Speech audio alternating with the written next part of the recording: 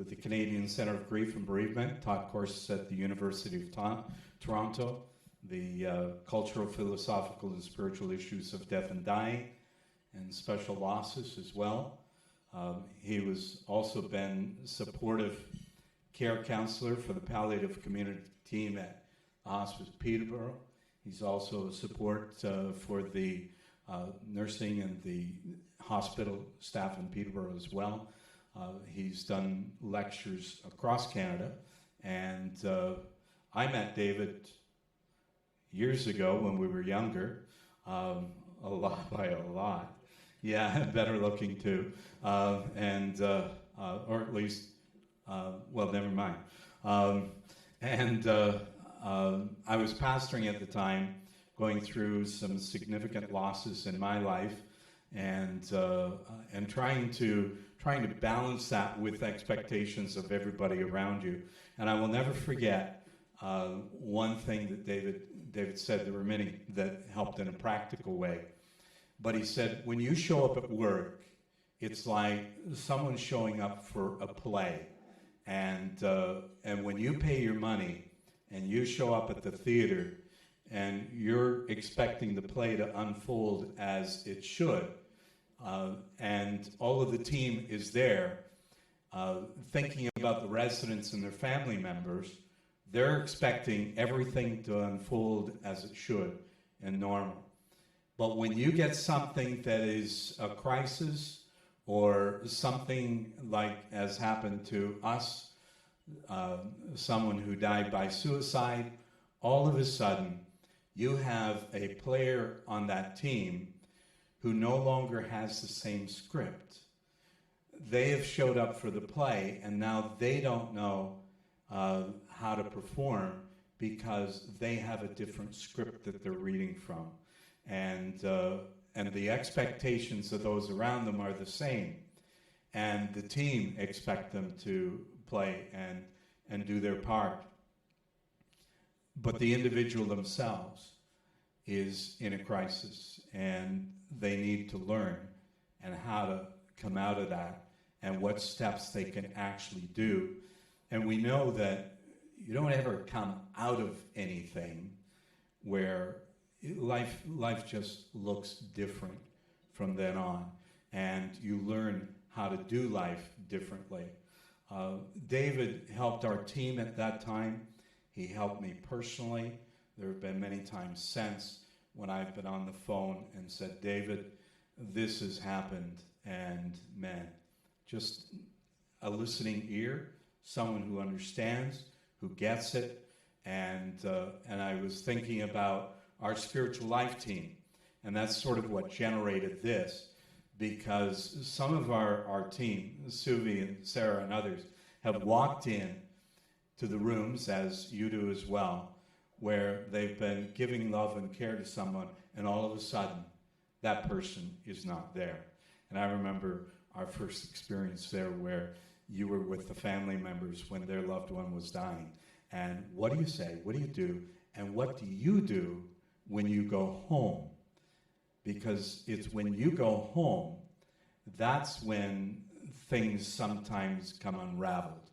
And how do you do self-care? And so I've asked David to coach Tessine on an ongoing basis, and I thought some of that he could share with us today. So I'm going to invite David, and I invite you to give him a welcome from Shepherd Village, and we're honored to have you here with us, David. Wow, thank you, Ron. And that's amazing you remembered that, but it's true. It's a great way to understand it. I was just thinking as you were talking there about grief. Willie Nelson has just come out with a great new song. It's called "Grief." You don't get over it, but you will get through it. And I think that's kind of the idea of finding our way through something that's there. Well, thank you again. And I said to the management team this morning, I'm deeply honored. I really am to be here among you folks. And I want to thank you, Ron, for giving me this chance, and for Wendy. Thank you for just the welcoming that you've given.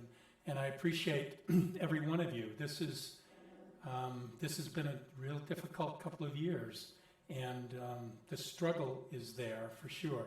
So today, and we only have an hour, and I know how fast time goes, but believe me, by the time we're finished, I'll be sick of listening to myself, and you'll probably be sick of listening to me too, but it's only an hour, so here we go, and that's great. Let me just, before I begin, can I ask you just for a little bit of feedback? So if your job here at the village, if your work stress level on a gauge of 1 to 10 was normally before COVID was, let's say, 5, I'll just hit the middle there, where are you since COVID? What number would you put on that? In terms of your own, how this has impacted you in terms of stress and things. Where would that number go up or down? Give me a number. 10. Thank you. 8. Wow. Certainly significant. And it's a layer that gets added to us that we never saw coming, really. I mean, none of us have worked through. I mean, there was the SARS in earlier, but that didn't have the same impact as this. This is something totally unique. And you know, as Wendy was saying this morning, that so many decisions about our work were made for us. They were policies coming down from Ministry of Health, long-term care, and they were decisions that weren't open for discussion. There weren't opportunities to jump out of it. This is what you do. And all of a sudden, we're forced to do work differently. No matter what area of work you were involved in, this affected how you did that. But it's not just our work. And one of the things that I know for sure, and it comes out of my own experience, but certainly in working, and Ron said I do a lot of debriefing for different hospitals or departments in hospitals, but one of the things that becomes clear is that all of us bring who we are into our workplace. And while we are normally pretty good at compartmentalizing, and that's a good thing. We can compartmentalize our life when we have to, and the things that we deal with at home, whether it's family, whether it's finances, whatever it is that challenge is, when we come to work, we're usually pretty good at being able to put that in the box and not let it bleed into our work. But we're not always successful at that. And COVID, I think, in my opinion, has made that task even more difficult. Just think of your day today and what you came into work from. Some of you, the struggles of family. You may be at a place where you have children or parents that you are worried about and that create some challenges for you. It may be relational friendship issues that are there. It could be financial. There's all kinds of stresses that we carry. And COVID, in many ways, has increased those stresses. People have said, on one hand, hey, it's wonderful to be at home and spend so much time with family. And then we say, oh my gosh, I got to get away from my family. We're spending too much time together. I laughed. I told the group this morning, I finally retired at the end of May. My wife has been retired for a couple of years, and so she's into her own routine. She has her days and everything. Now, COVID changed all that, but she loves gardening, and she's out gardening all the time. And so after about a month at home, she said, I'm going out to the garden. And she said, you better be careful, because if I start digging too big of a hole, it's going to be for you. So we all struggle with the challenges of being together too much, right? But I think, in seriousness, though, that COVID has really brought a lot of things into play that weren't that way before. And so, how do we be who we are and our own situations? How do we deal with the struggles and the stresses of our life? Coming to work where all of a sudden we now have new routines, new policies, new ways we can do things, new ways we can't do things, and the stress that goes on to there. So that today, what I'm interested in is that I recognize that we often try to overload things with too much material. So I'm going to be pretty simplistic, but I want it to be in the first part of this time, and I'm going to get either Tassine or Ron to let me know when it's 2 o'clock, because I've got to make sure to keep what I'm going. I'm not very good at that. I want to take some time just to understand some things without criticism and without judgment. I hope more than anything else that you can be compassionate with yourself today. Sometimes we attend seminars on looking after yourself, and I've gone away feeling more guilty than when I came, because I can't do everything I'm supposed to be doing. That's not my goal today.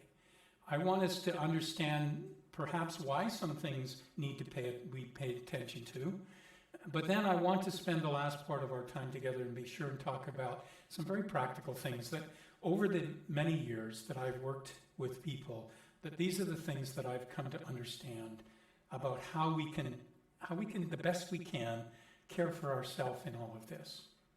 And some days we do better than others. Some days I do a great job. Other days I do a terrible job.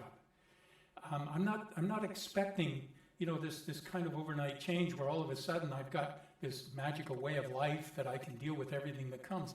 No, there's some days I don't handle life very well. But what do I do when those days come? And so rather than feeling any kind of criticism, any judgment, any pressure today, that's the least of my goals and intentions. So I was said this morning as well, I don't want to repeat everything, but I just finished a seminar with the BC funeral directors, and they were, there's a whole industry where, all of the things that they're trained to do, they find themselves not being able to do them the way they want to.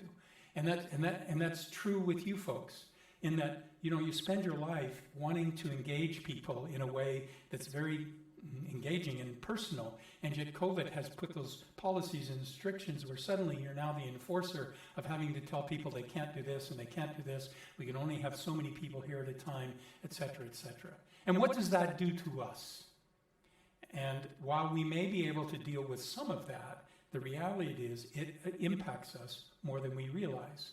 So the two things that I want to start with that I think are really important is this particular false conclusion that we come to. And I am in this category, and I don't have time to tell you my story, but I will tell you that I learned the greatest learning experience of my life was my own failures. And it's in those moments of personal failure and crisis that we discover some things about not just life, but about ourselves. So what I'm bringing to you today is not out of a textbook. It's out of my life experience. And that started with the crisis. And it started with this false conclusion. The false conclusion is the belief that while I am trained in dealing with other people's crisis, other people's problems and suffering, I should be strong enough to handle my own crisis and suffering. And I think that's particularly difficult when we're starting out and in our younger years in career. It was for me. Of having to prove myself, of having to show people that the confidence and the trust that they put in me was justified, and that no matter what came my way, I could deal with it. And the difficulty, of course, is with that kind of thinking, is that we feel that any opportunity to show any kind of struggle is automatically understood as weakness, and therefore a default. One thing death has taught me, and death has taught me a lot, and in fact I'm going to end with a piece of my writing about death, what death has taught me. But one of the things that's taught me greatly is that we begin life totally dependent. Our life begins totally dependent on everybody just to survive. From a very early age, the struggle is for independence. Anybody had a 2-year-old at home? Anybody had a 35-year-old at home? No.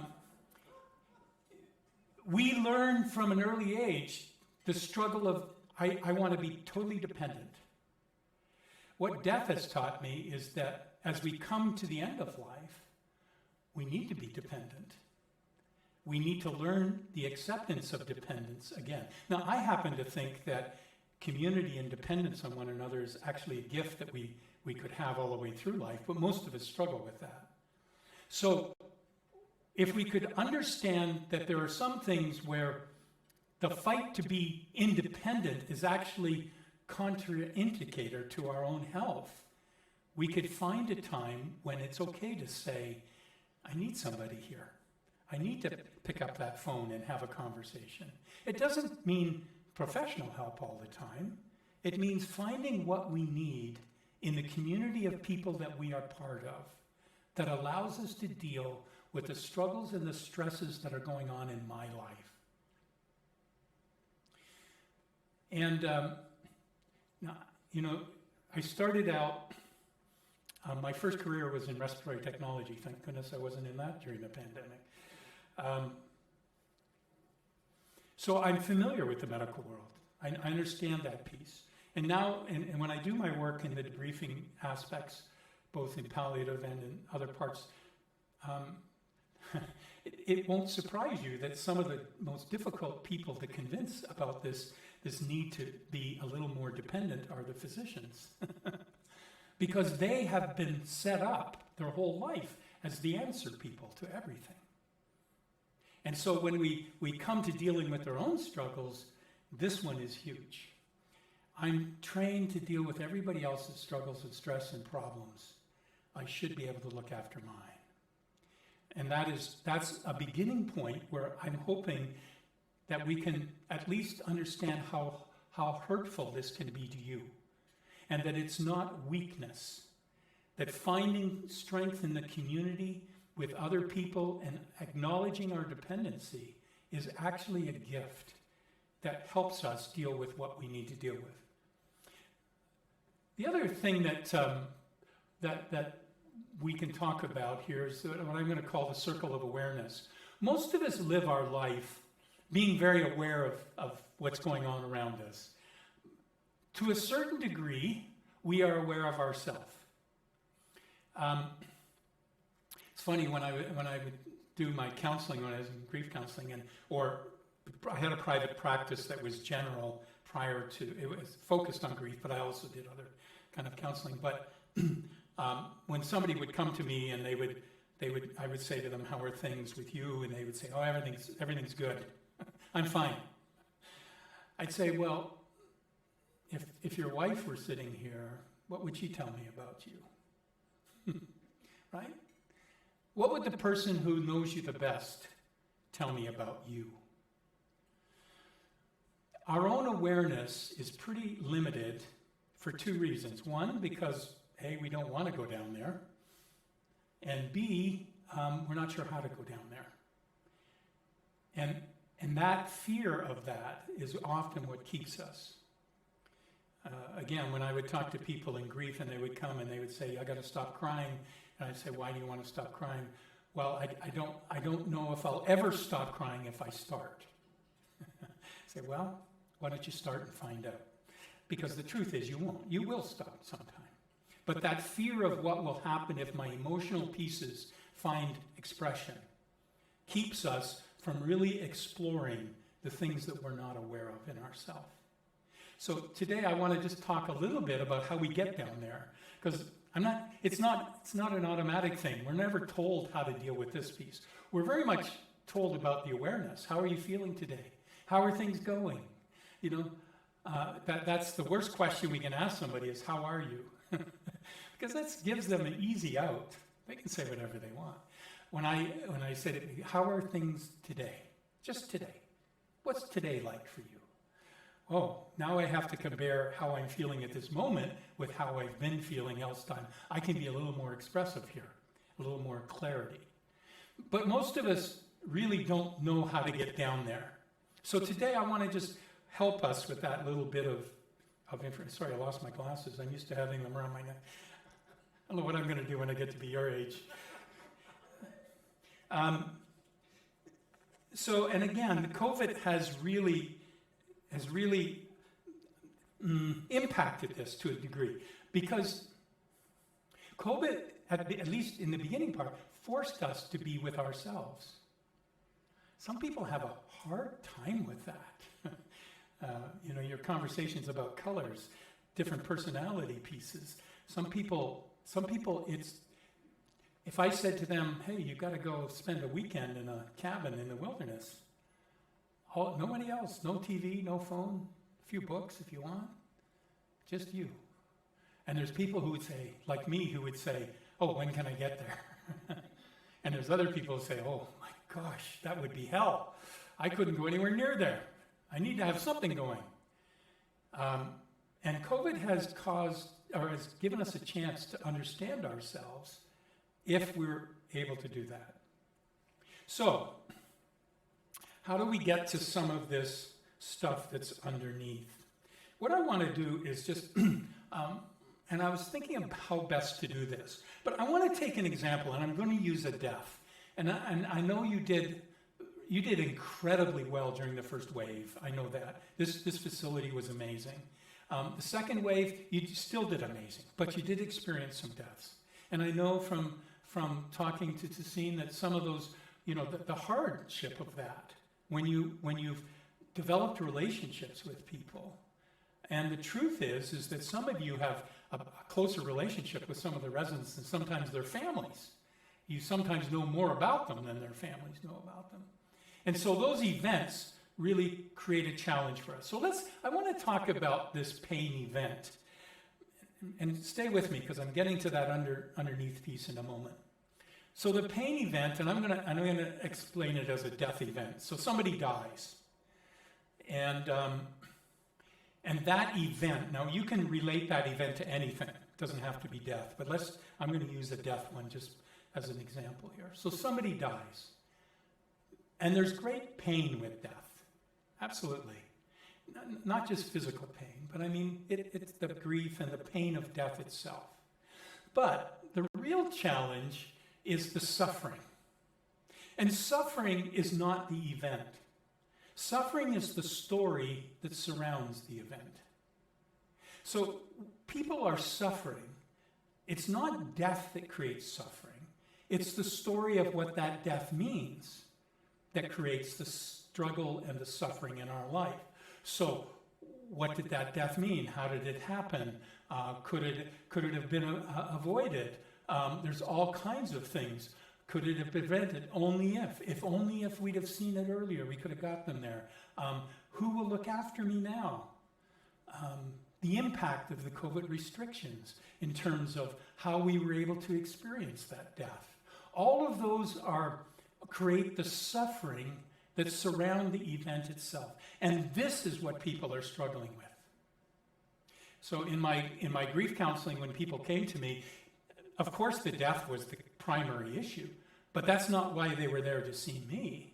They were seeing me because of the suffering aspects.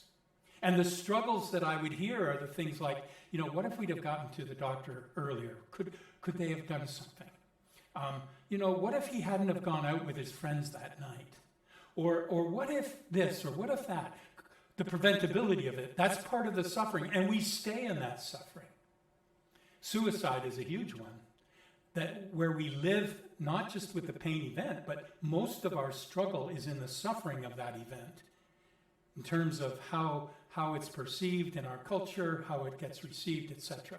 So suffering is the struggle that surrounds the event. So when you think about the people that you engage with every day, and something happens in their life, maybe it's not death, but maybe they tell you that a crisis happened. Maybe it's a health crisis in their family connections or something. I want you to remember that the pain event that's real. We got to pay attention to it. But listen to what the suffering is about. What is it how are they engaging with that one? And that's the piece that really allows us to find what's underneath, what we're not aware of. So when thanks, John. So when I say to people, what are you aware of? Well, I'm just aware of that I'm crying a lot. Okay, well, let's try to talk about the story. Let's talk about why you're crying. Well, the person died. Yes, but what did that person mean to you? Well, they were my rock. Whenever I needed somebody, they were the ones. Now we're getting to the suffering. Now we can understand what's down below that we need to make aware that you may not have been aware of, or you weren't willing to put it up top, where we can then work with that and begin to talk about it. So all of the major events, I want you to be aware of the suffering that surrounds those events, because those are the things where people live and struggle. But let me move it to you. So what are the events of your life, and what are the sufferings that surround those events? It could be children, it could be kids, it could be people that you're worried about. Yeah, somebody's had this happen. Okay, that's the event. We got to pay attention to it. It's big. Well, what's the story of suffering that surrounds that? And you need to be aware of that in your own life, not just in the people that you work with. What am I experiencing in my life? Now, how we get there, I'll get to that shortly. Let me show you this one very quickly, because this will, again, allow us to see how we need to get to those feelings that we're maybe not fully aware of. So let's say that there's in this crisis, I'll still use the death. Somebody's died. In that inner circle, and there is an inner circle, who's in that one? Well, family, most likely. There could be really close friends. But the second circle are the professional caregivers and the volunteers. You folks, me, when I engage with somebody. I'm not in the first circle. I don't live there. I can't live there. It's not my circle to live in. I am in part of this circle. But I find myself connecting to that circle in many different ways. For instance, what relationship did I have with that person? How invested am I in their life and what's happened to them? So you know this. People you work with, residents, some of them know a lot about you. Others know nothing about you. There are some people who I meet and we have conversation, and I find myself telling them things about myself that I wouldn't tell somebody else. Why is that? Well, there are certain people that we feel comfortable with. There are certain people where we feel, hey, this is important. You need to know this. And you find yourself telling stories. Now, I know about professional boundaries. I'm fully aware of the boundary pieces. But that doesn't mean that we don't find ourselves engaging in a personal way with people at different times. But there are certain people that we let into, that they let us into their life, and we get into their life in ways that other people don't get that privilege. So, what are there people that we connect to? We just naturally connect to. There's some people we get into that circle with because of past experiences that happen. You work in a long-term care, nursing home. Sometimes when I work in palliative, sometimes I've walked into a palliative room and there's a person laying there and I think, oh my gosh, that's my mom. Same age as my mom, she looks like my mom. My mom died 15 years ago. And all of a sudden I get triggered. I had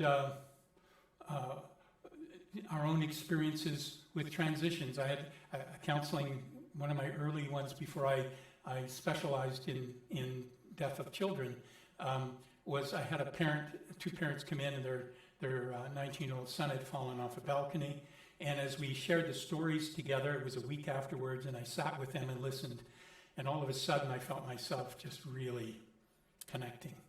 They had 2 boys, I have 2 boys. They're exactly the same ages. The boy who died, his birthday is the same birthday as my youngest boy. And all of a sudden, my connection to that family was huge. And that was 15 years ago. I just played golf with the dad the other day. I'm still connected. Why am I still connected with that family? Well, there's a lot of connections that happen that allow us into that. So, what we need to pay attention to is the reality that there are certain people that we do find ourselves connected to. And that's okay. That's good. Good for you. It's not that that's wrong, but it comes with a cost. And it comes with an awareness that you need to pay attention to. So when they die, if that resident dies, you can't just pretend that you can just go on with work as if nothing's happened. Now that's the struggle. Because sometimes, here's what I hear from nurses, all right? It's in palliative.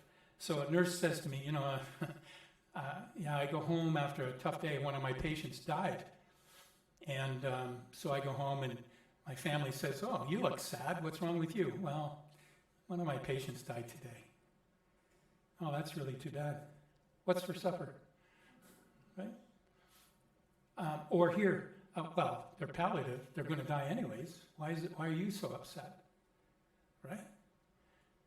People are old. Aren't they going to die? Why should you be upset? Horrible.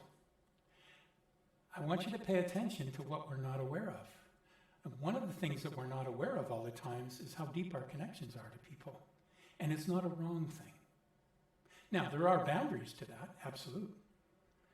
But there's natural ways in which we invest in relationships, and those relationships can become a challenge if we're not aware of how they impact us and we do something with it.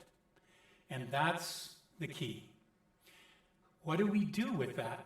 Well, my good friend Rumi, who lived a little while ago, he said, do you pay regular visits to yourself? Start now. Do you pay regular visits to yourself? Now,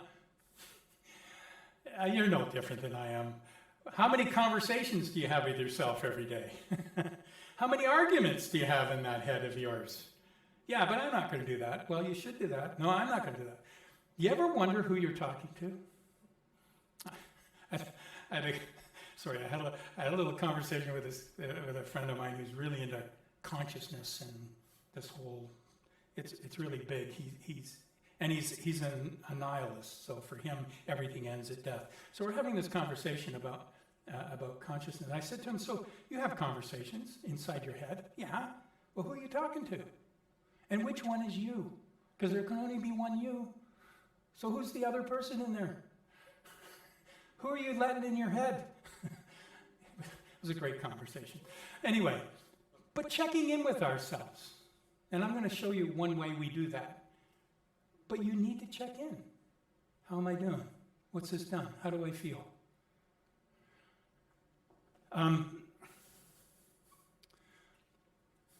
These are two words that pop up often, nurturing and numbing. Nurturing are the things we do on a consistent and ongoing basis to care for our mental, emotional, and physical selves.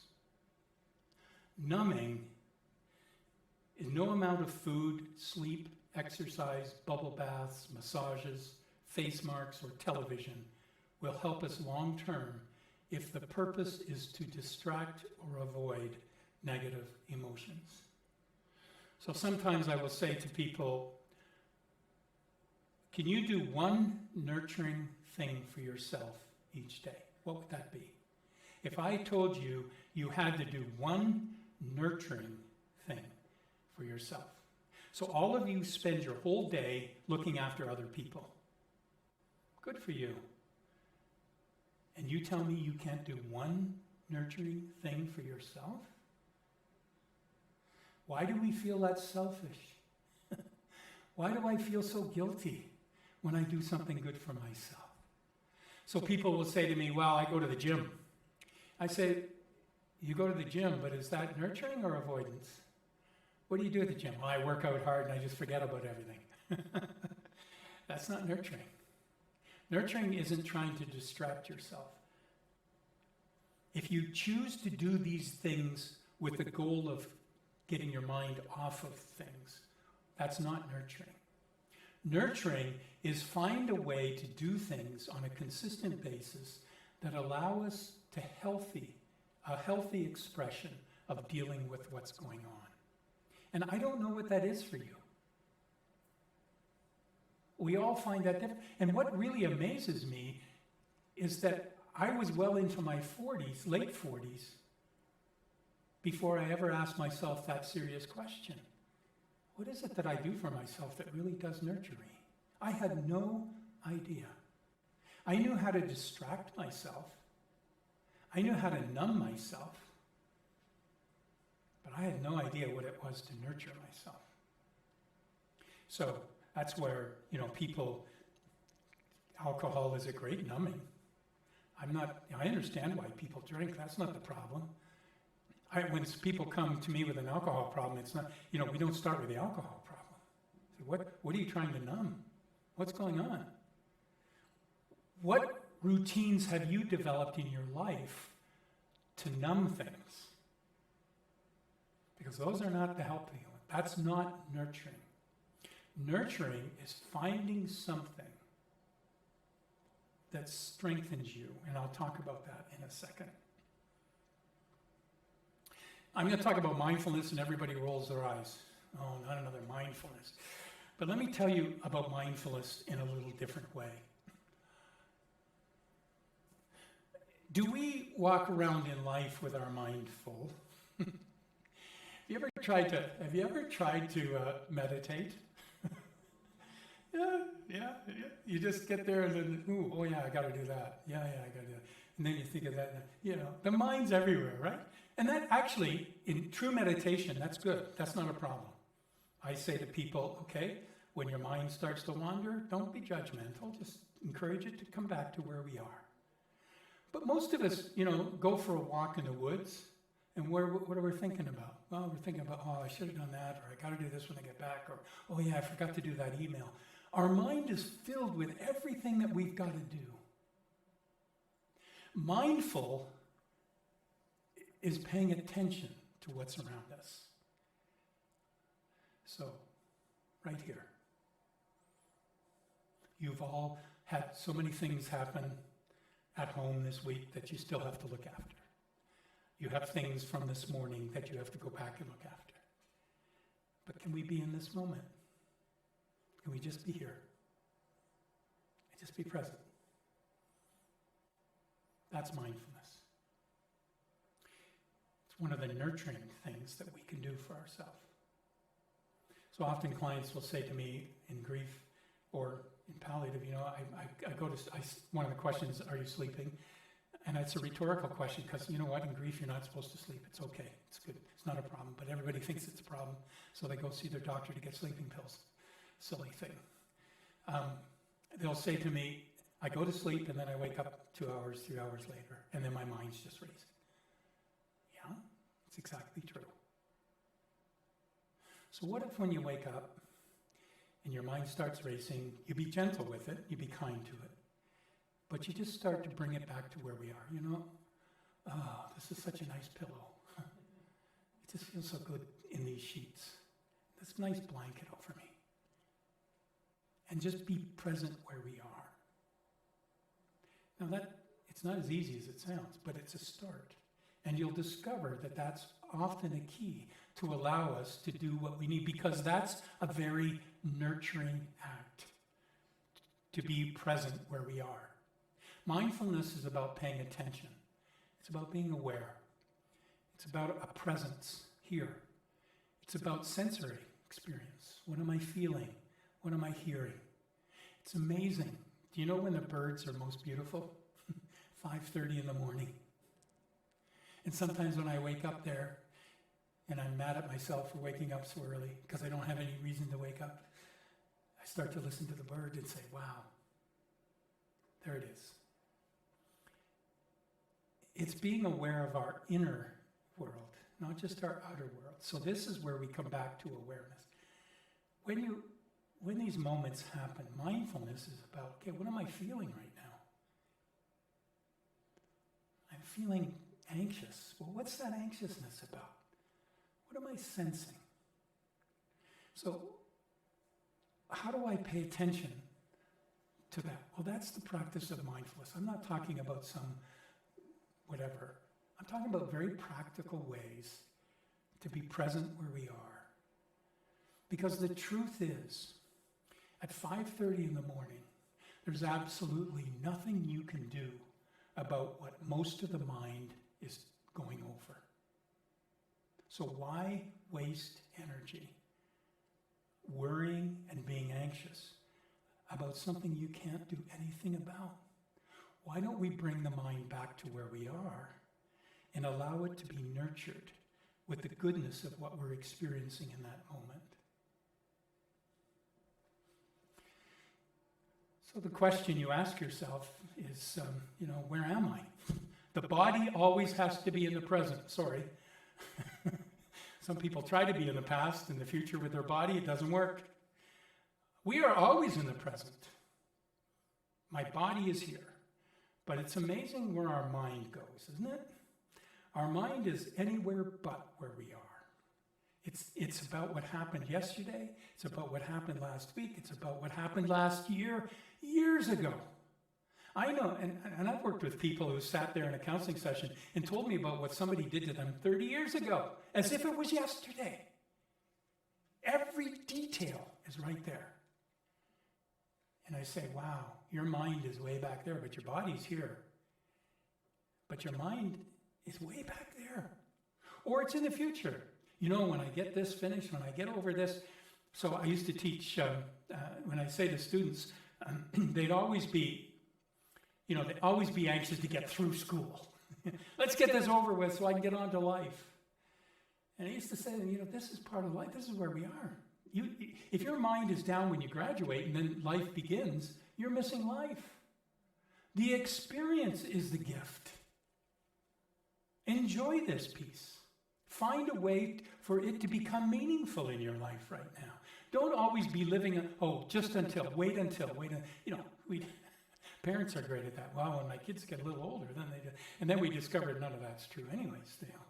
What we think they're going to do isn't what they do. So our mind is often everywhere but where we are, our body is. Nurturing is the ability to be present in our mind with our body. Now that doesn't mean we can't think about past and future. It just means about where are we most of the time.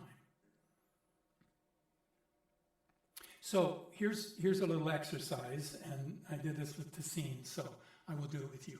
And this comes out, and I don't have time to explain it, but this comes out of my crisis, my crash.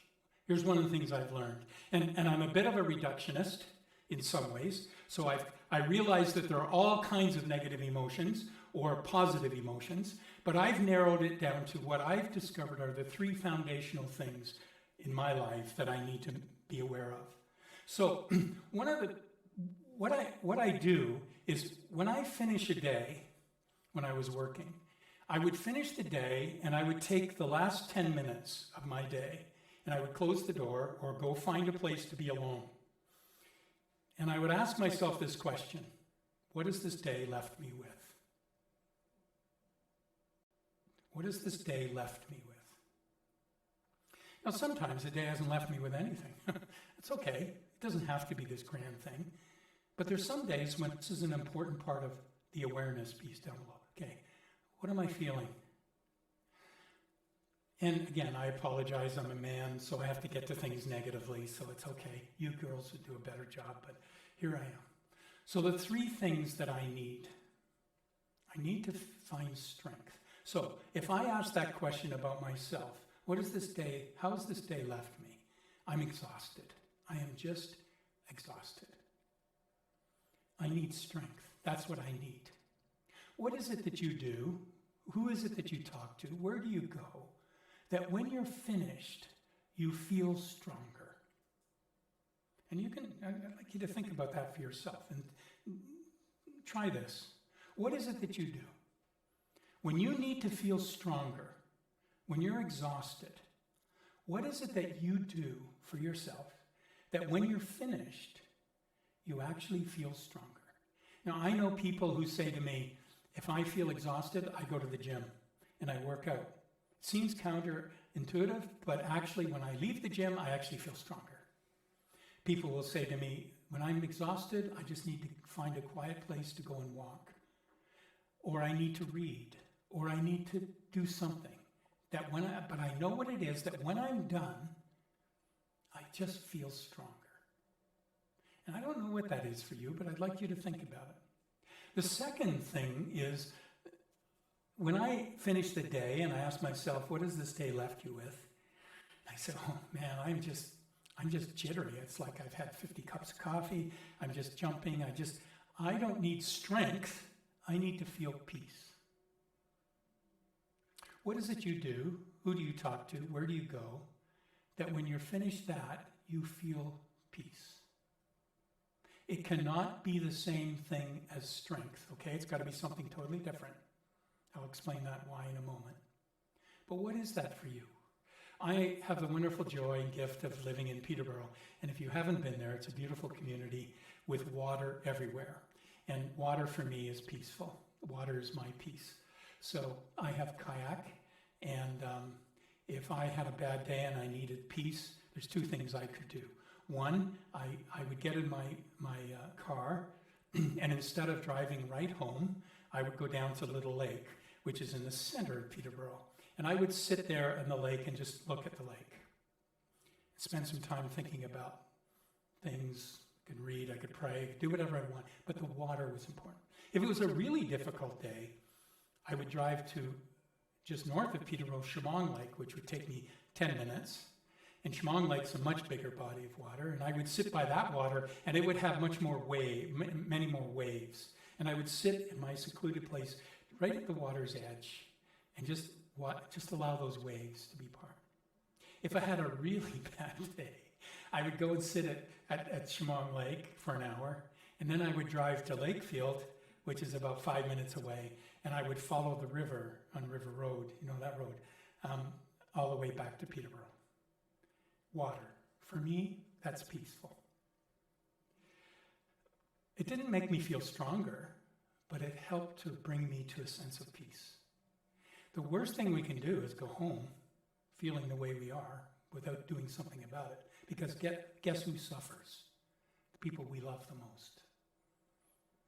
The third thing, what is security for you? What is safety and security? So here's how I get to it. At the end of the day, if I say, how's this day left me? I'm worried. I'm anxious. When I told you the story about the family whose son fell off the balcony and kicked me. You can imagine the first thing I did at the end of that day was phone my boys. Neither of them lived at home. I phoned my boys just to hear their voice. I needed to hear their voice. Who is it you need to talk to? What do you do? Where do you go? When you're finished, you feel safe.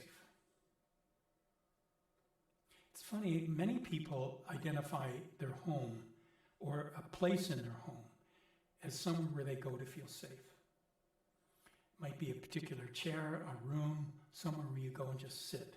Sometimes you read, you meditate, you pray, but it's a place where you just feel safe. Maybe it's a person. For some of you who still have parents, maybe it's your parent. Maybe it's a phone call there. Who is it that helps you feel safe? So again, without being reductionist, these are the three that really helped me recognize that I need to look after myself. The days have left me feeling exhausted, or has the day left me feeling very anxious about and I need to be calm, or has the day left me feeling afraid and worried about something? And certainly COVID has really accentuated that one for us. So, very practical way, and notice that I'm not telling you what they are because they're going to be different for each one of us. But I would really encourage you to think about this and to try it. The two things I've discovered in working with people is, one, we don't know what we need. We know we need something, but I can't narrow it down. And we need to know what we need to look for. If I'm going to get help for this, what is it that I'm getting help for? So the first piece is that we have to have an awareness of what's going on with me. What is it I'm looking for? And if you don't identify what you're looking for, how are you ever going to find it? And the second piece is, I need to know where to go to get it. It's no good saying I'm exhausted, unless you're going to say, that means I need to do this. If we can identify what we need, and we have a place or a person or a way of dealing with that, what a gift. But so many of us just plug on. I know I need something. Oh, this day is terrible. I'm exhausted. I left. What a day. Well, wait a minute. What exactly has that day done to you? And if we can spend some time figuring that out, and then we know what to do to help that in ourselves, wow, what a nurture that will be. Okay. One of my profs years ago in a course that I took on spirituality, he had these two prayers, and I've actually I've given Tessine a copy of these if you want them, because for me they're very important, and often before work I would start by just reflecting on these. As I begin a new day, let me have the courage and strength to face what lies ahead. Let me practice tolerance and patience. Let me reveal empathy and love. Let me offer sustenance and hope. And let me have the wisdom to know when I need to step forward and when I need to step back. I ask all of this so that when I come to the end of this day, I might rest, having known that my time, my energy have been wanted and needed. Yes, I'm asking all of this for my own sake, but I'm also asking for the sake of another. And then there's an evening prayer that goes with it at the end of the day. I give thanks for the courage and strength that has carried me through this day. I give thanks for whatever tolerance and patience I've been able to practice. I give thanks for whatever empathy and love I've been able to reveal. I give thanks for whatever sustenance and hope I've been able to offer. I give thanks at the conclusion of this day and into this night for having been needed and wanted. Let me rest with a thankful body, mind, and spirit. Let me rest so that I might greet tomorrow with renewed courage and strength. I give thanks for rest. Let me just finish this. Sorry, I know there's a blackout one here somewhere. Doesn't matter. Let me finish with a personal note. As I said, that challenge of dealing with what we're not aware of most often happens in crisis. That things happen to us that all of a sudden force us to pay attention to what's going on in us. I said earlier, death has been a great teacher to me. It's funny, I have a tattoo, one tattoo. It says Avise la fin. It's the Kennedy coat of arms. I'm Irish, that's my problem, but it is. And it's our family coat of arms. You know what it means? Consider the end. And here I am in this business. Consider the end. What does death have? I tell people this all the time.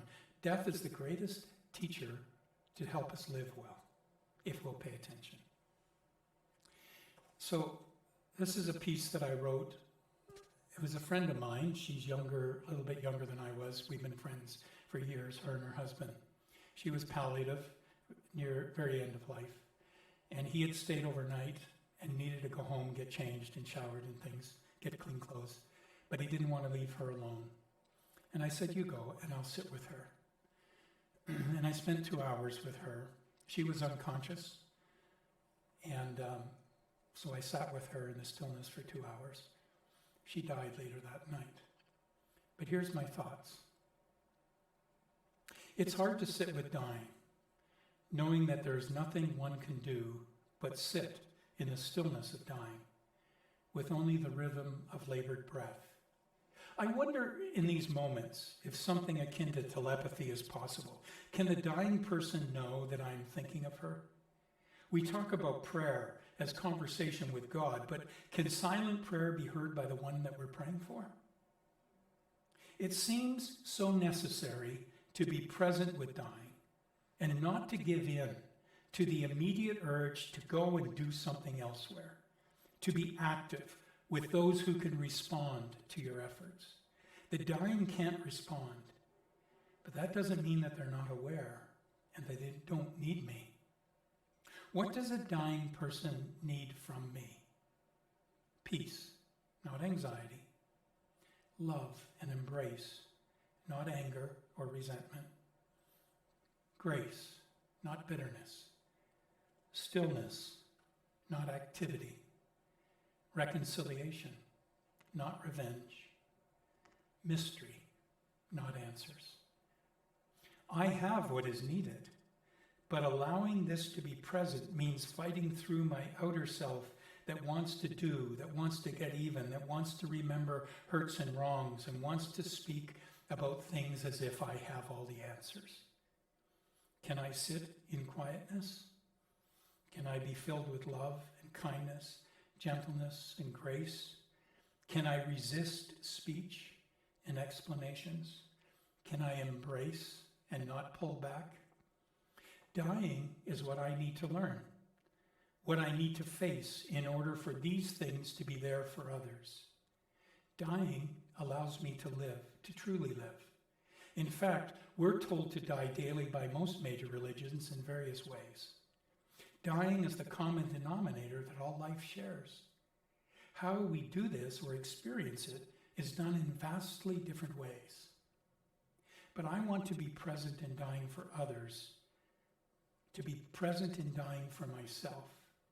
I want dying to shape my living so that all of those things needed to be with the dying will be present in all of my life. Stillness, mystery, grace, forgiveness, and love. We have a wonderful gentleman who works at Hospice, who's a wood carver, and he carves birds.